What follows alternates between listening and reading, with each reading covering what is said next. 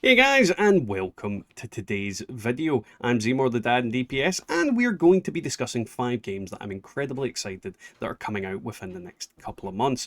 Now, the first game that we're going to discuss is just on screen behind me, and that's the Texas Chainsaw Massacre. Now, if you don't know anything about the Texas Chainsaw Massacre, it's a movie that is quite bloody and horrible, but this game will be coming out on the 18th of August, just 3 days after this video will be going live.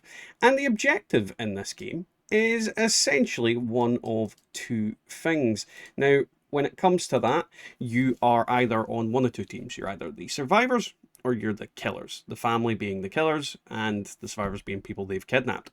Now, the family is a group of cannibals who like eating people, and you basically attack these survivors, get their blood, give them to your grandpa, and he then increases his powers and does weird stuff. Now, each of the killers has different abilities that range from being able to break objects, hear where the survivors are, rather, and work your way through nooks and crannies, with more characters being released in the future, as well as more maps. Now, when it comes to the survivors, they also have abilities, but I'm not as familiar with them. But there'll be abilities that help you evade your detection, like maybe being able to hide in different places, or use different items, unlock things, that kind of thing. There'll be different things that do different things. That's the whole point, is different characters do different things, and it's a team co-op game a la like Dead by Daylight, but instead of just having one killer, you've got three, and it's a bit more team co-op operated. Now, I've seen gameplay of this game, and it is very, very exciting, and it looks a lot of fun. And the great news about it is this game will be free for anybody that has Xbox Game Pass. So if you have Game Pass, you are going to get to be able to play this game and not have to fork out for it, at least until, expansions or add-ons and that kind of thing. And it looks really fun. I think it's going to be one of those games that either sinks or swims based on its community. And a lot of the Dead by Daylight community has been filtering into it, so I think it's going to have some decent following, and I'm quite excited to see how it goes. Now, the next game comes from a company that honestly I feel like they can do no wrong. They've never released a game that I considered to be bad, and some might disagree with me on that basis. But that company is From Software, the creators of Elden Ring, Dark Souls, and one of their long celebrated series, which is Armored Core. And with this, they're releasing a new iteration of this celebrated series, Armored Core 6 Fires of Rubicon, which is out on the 24th of August. Now, if you're not familiar with Armored Core games, then where have you been in the past, I want to say 30 years? Now, Armored Core, typically it started on PS1, and these games are high action, fast moving, mech related combat games where you build a mech, upgrade it, customize it, and you do a lot of crazy stuff fighting other mechs, completing quests, completing missions, crazy ass boss battles. The newest iteration is going to be no different, and with the advancement in technology and the advancement of just the media of video gaming, the game itself is boasting a lot of omnidirectional combat, where you're going to be able to fly up, fly around, go in all different directions, loads of different scenery and landscapes that are going to affect the combat and the battles. And if you've ever played an Armored Core game before, you'll know damn well that they are incredibly fun to play, incredibly fun to figure out which mech parts work the best, figure out your own style of combat. Are you a machine gun gamer? Are you a laser gamer? Do you like using missiles? That kind of thing. And there's a lot of customization and a lot of different things. And on top of that, there is online PvP battles, which means you can test your piloting skills against other players and see who comes out to be the top dog. These games have massive communities built behind them, and they are incredibly popular among mech heads. And there's lots of people out there that will be getting into this game and really getting into the PvP. I played a game very similar to this more recently, which was Daemon X Machina, which is a great game, and I'd recommend that you go and pick it up if you ever get the chance. But the one thing I always found lacking is PvP in that game was very not as meaty as I'd want it to be. Armored Core games tends to have that little bite to it. So I'm really looking forward to picking this game up at some point. I'm not going to be able to pick it up on launch, unfortunately, because there is other games I've already purchased, and yeah, it's going to be hard to fit everything in, but I will eventually get to this game because it is going to be fun on the bun. Now, our next addition to this list, I think you all knew should have been coming, and is one of the most anticipated games for the longest while, and that is going to be Starfield. Now, if you don't know what Starfield is, it is a new franchise from Bethesda, and it is basically a la Elder Scrolls and Fallout. It's going to have a lot of open world, open universe, should be the better way to put it, gameplay where you can explore a vast area, and is a very ambitious game from them. Now, when it comes to its release date, it's the 6th of September. However, if you pre-order this game, you will get a early access of about 5 days, so that should be the 1st of September for anybody that's pre-ordered it. I unfortunately caved in and bought the super expensive watch edition of the game, and yeah, I'm a sucker for Bethesda products. Now, when it comes to this game, I am excited in a double-edged sword type of way. Bethesda games as of late have been disappointing the living hell out of me. And this game, as I said before, is one of the most ambitious that Bethesda's ever went into. It boasts over 1,000 worlds of content. Now, I expect a lot of that is going to be empty space, with maybe some breadcrumbs sprinkled in between. But we don't rightly know until the game comes out. But to give you a basic idea of what's going to happen with this game is it's like your Fallout games and your Skyrim games. You are a character of your own creation, and you will go out into the landscape and the universe. You've got your own ship, and you will converse with people in different planets and figure out the overarching quest and the overarching goals of this game. Whether you need to stop the universe from being destroyed by some sort of intergalactic threat from out the universe, who really knows until the game's released. But as you can see from behind me, the landscapes and the creatures and the people that you're seeing, it's a very, very pretty looking game. I am excited, to say the least, but I do have to put my excitement to the side and go, Bethesda games are really renowned for their bugs. So I'm hoping, praying for a good day one release that doesn't require like a patch to fix some game breaking bug that they'd missed in post production. But typically, when it comes to your Skyrims, your Fallouts, Bethesda tends not to do a bad job. I mean, Fallout 4, some people might not regard it to be as good as Skyrim or Fallout 3, but it's still a good game and still fun.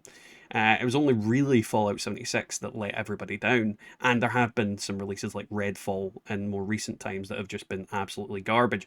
But this game looks stunning, the combat looks stunning, the customization of your character, the customization of your ship. You can build camps, you can build stations, you can do so much in theory in this game, and I am praying to the gaming gods that they don't fuck it up.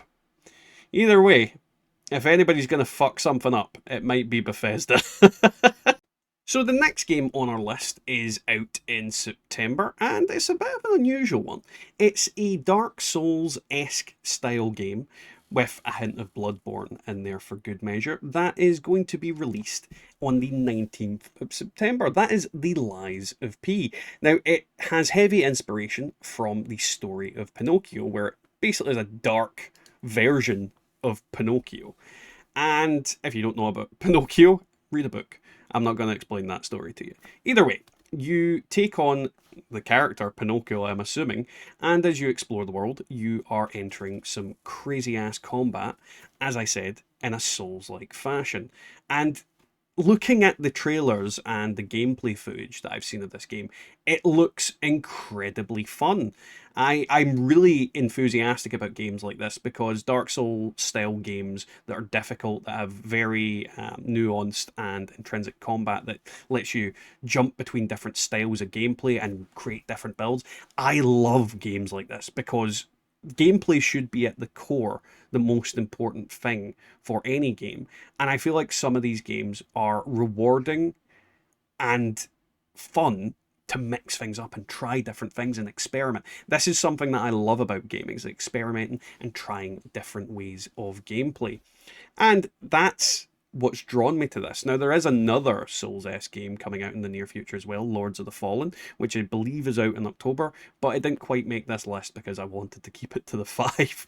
And the next one is going to be one of my favourite games. But as you can see on the screen, this game is stunning looking. Lies of P is certainly building up a degree of hype for me and an expectation of hopefully it's going to be good. And the great thing about this game is that it will be free to play for everybody that has Game Pass. So if you have Game Pass on your Xbox or Game Pass on your PC, you will have access to this game on day one of release, which does open it up a lot more for people to play it, because I know not everybody can buy every single game that comes out every single month. And this, as I said, is quite a busy month because I've got 5 games that I really want to play, and 2 of them are at least on Game Pass. But as you can see, so much customization, so many different weapons, and so many different styles of play and costumes, because he was dressed as a clown there. That was a really creepy one. Either way, guys, I'm excited for this one, and I'm hoping that you're excited for it as well. Now, the next game that's coming out in the near future that will live in infamy isn't so much a game, but an expansion, and that is Cyberpunk 2077's Phantom Liberty. Now, it's going to be coming out on the 26th of September, and it is an expansion for the great game that Cyberpunk 2077 is. Now, if you haven't touched the game since its launch, or didn't touch it because of its launch, I am here to reassure you that this game is fully functional and working as intended. Cyberpunk 2077 is one of the best and most fun experiences I've had in video gaming in a good while. And yeah, it had a unsteady and shaky start, but they've brought it back. They've since dropped a load of content and bug fixes and brought the game to a state that is great. It is fantastic. It is phenomenal. The environment is absolutely spectacular, and I love the world that they've created here. Now, with Phantom Liberty coming out, they're adding a whole new set of rules to this game, where you are getting new cyberware, there's going to be new abilities, new different things that you can do, new places to explore, new characters to meet, and potentially a new end to the game, or rather, multiple of them, that might see V's outcome in the end, and I'm not going to go into that because that would be a spoiler, could turn out differently. So I'm super excited to see where this leads. And the fact is, CD Projekt Red are working on a sequel to Cyberpunk 2077. So there will potentially be elements of that this expansion leads into. And I'm really excited to see it, because Cyberpunk has one of those aesthetics that I just find, mwah, it's Cyberpunk aesthetic is just great. Blade Runner, all these kind of old movies, but semi-quasi-futuristic crap. I love it and I eat it up. And as you've seen on this list, I've got Starfield. Starfield is in a similar vein to this game. They're a kind of Fallout heavy role-playing experience where you take on different characters and you know, interact with different people with different outcomes based on how you interact with them and how you've built your character.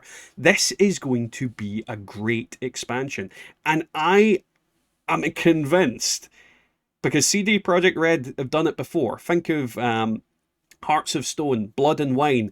They did a banger job on the Witcher 3's expansions. I'm expecting the same quality for this, and if I don't get it, I'm not necessarily going to be disappointed, because living up to Blood and Wine's hype is hard. But if they get even close, I'm going to love every second of it.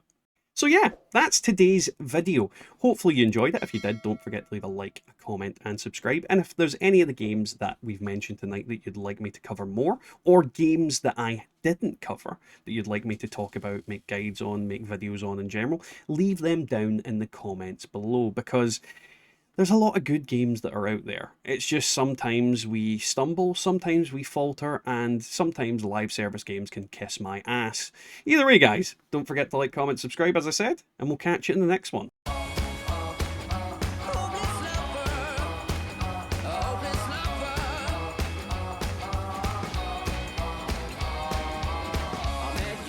Sunny day, right there you took my breath away.